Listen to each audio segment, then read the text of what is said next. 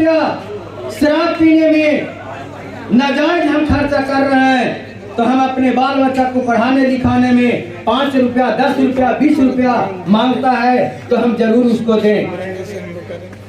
क्योंकि बंधुओं, गार्जियन, ये सोचने की बात है कि मिट्टी में रगड़ते रगड़ते पूरा हाथ रगड़ दीजिएगा, पूरा पैर रगड़ दीजिएगा, पूरा शरीर को सर्वनाश कर दीजिएगा, लेकिन उतना ही आप विकसित होइएगा बंधुओं जितना कि विकसित होना है।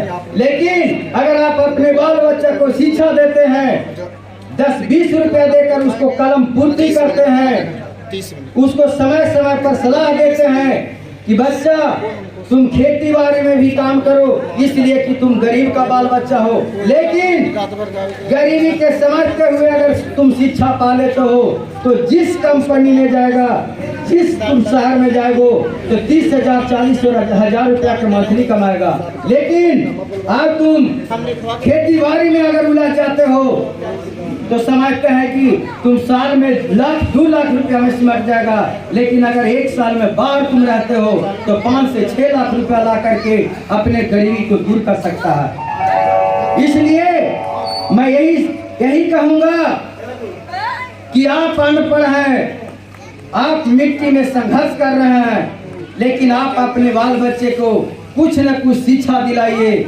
उससे ऊपर रखिए, उसका हमेशा शिक्षा दीजिए। बाबू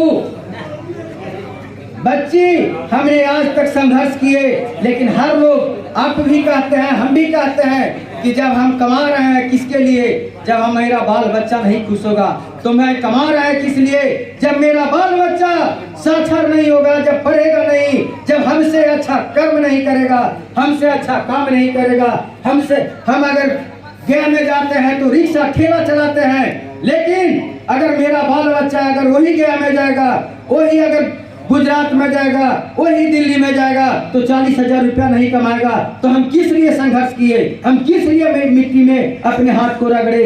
इसलिए मैं यही कहूंगा कि आप रगड़ दिए मिट्टी में हाथ को, लेकिन आप अपने बाल बच्चे को उस मिट्टी से ऊपर उठाइए, तभी आपका विकास होगा, तभी आप अच्छे घर में रहिएगा, तभी आप अच्छे वस्त्र पहनिएगा, तभी आप अच्छे सांस्कृतिक कार्यक्रम करवाइएगा। अगर इससे ये देखे हैं कि आज हमारे इसी प्रखंड के नजदीक जकरिया गांव पड़ता है, जहां कम से कम 10 लाख रुपया का सांस्कृतिक कार्यक्रम होता है बंधु, लेकिन आज हम लोग लाख रुपया का सांस्कृतिक कार्यक्रम करवाने में पीछे हो जाते हैं। क्यों? तो हमारे पास में उतना क्षमता नहीं है। लेकिन जब हम लोग भी धीरे धीरे बाल बच्चे को शिक्षा देंगे, जब वो रुपया अर्जन करेगा तो 10 लाख 5 लाख का सांस्कृतिक कार्यक्रम करवाएंगे।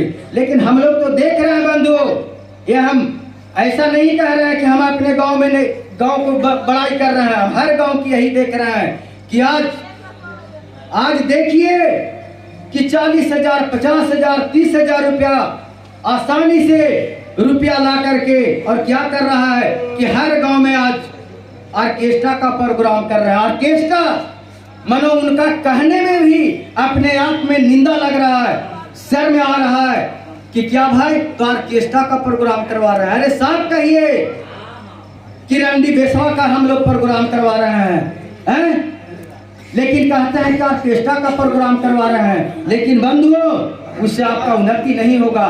उससे मान लिया कि मोबाइल में देख रहे हैं, हम देख रहे हैं, मेरी माँ बहन उतना पर्दाफाश में नहीं देख रही है, लेकिन आज हमारे गांव के बच्चे, हमारे नवजुवान साथियों ने क्या कर रहे हैं कि पर्दा खोल करके पर्दाफाश के रूप में हमारे गांव में ला करके मेरी माताएं बहनें को दिखा रही है।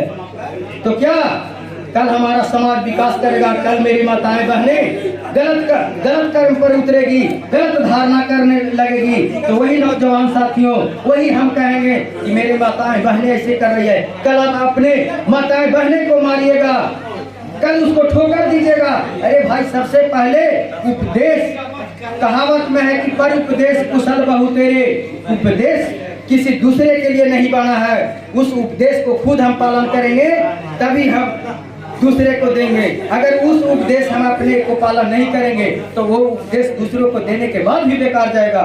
इसलिए मैं यही कहूंगा कि आप अपने बाल बच्चे को शिक्षा दीजिए। आप अपने बाल बच्चे को हर हाल में ऐसे भी कहावत में है, ऐसे भी महात्मा गांधी ने कहे थे कि आधी रोटी खाएंगे फिर भी स्कूल जाएंगे।